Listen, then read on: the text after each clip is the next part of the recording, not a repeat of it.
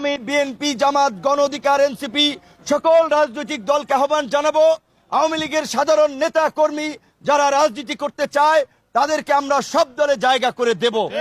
কিন্তু আওয়ামী লীগের ভাই বোনদের উদ্দেশ্যে একটা কথা বলতে চাই, ওই বিদেশে আরামায়েশে হাজার কোটি টাকা নিয়ে পলাতক থেকে যারা আপনাদেরকে এখানে ককটেল মারার স্পন্সর করছে, যারা রেল লাইনে নাশকতা করার স্পন্সর করছে, তাদের কথায় রাস্তায় নেমে নিজেদের জীবনে অন্ধকার ডেকে আনবেন না।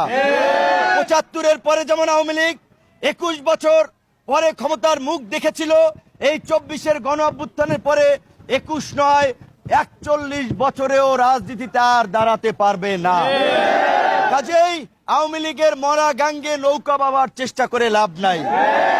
আমরা সকলকে সতর্ক করে দিচ্ছি, যেমনি ভাবে ডিএমপি কমিশনার, সিএমপি কমিশনার ওয়ারলেসে হোক, ডাইরেক্ট হোক, ইনডাইরেক্ট হোক নির্দেশ দিয়েছে, ওই ফ্যাসিবাদী শক্তি নাশকতা করলে, ককটেল মারলে সাথে সাথে গুলি করার, আমরাও পুলিশ প্রশাসনকে অনুরোধ জানাবো, এই গণ অভ্যুত্থানের জুলাই স্মৃতিস্তম্ভে সারা দেশে এই দুষ্কৃতিকারীরা আগুন দিচ্ছে, তারা যদি এই ধরনের অগ্নি সন্ত্রাস করে অবশ্যই আপনারা তাদেরকে গুলি করবেন। এটা আমরা ঠিকানা এই বাংলায় হবে না, শেখ হাসিনার ঠিকানা এই বাংলায় হবে না।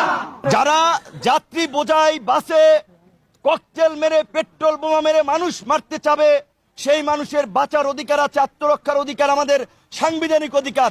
নিরীহ কোনো মানুষকে কেউ যদি মিছিল মিটিং করে তাদেরকে গুলি করার জন্য প্রশাসন বলে নাই, বলছে যাদের হাতে ককটেল আছে, যারা বোমা মারতে চায়, নাশকতা করতে চায়, তাদেরকে গুলি করার। এবং অবশ্যই পুলিশের গুলি করার ধরন আছে, পায়ে গুলি করবে, হাতে গুলি করবে, কারণ এই অপশক্তির হাত থেকে দেশকে রক্ষা করার জন্য এখন যদি প্রশাসন এবং রাজনৈতিক দল সম্মিলিতভাবে কঠোর না হয়, তাহলে আগামীতে নির্বাচন হবে না।